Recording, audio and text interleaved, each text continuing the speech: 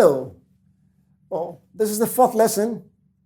The fourth exercise that we'll be playing is the letter F, the fourth note of the trumpet. It is letter F, and we have on the first valve. Remember, the first one is open, the second is 1 and 3, the third is 1 and 2, and the fourth one is 1. And when you're playing this, it requires more air. As you go higher, you need more air to play. And you tighten your lips the more. You know, you started from a loose lip.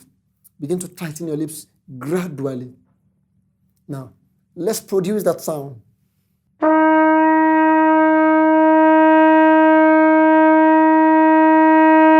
One more time.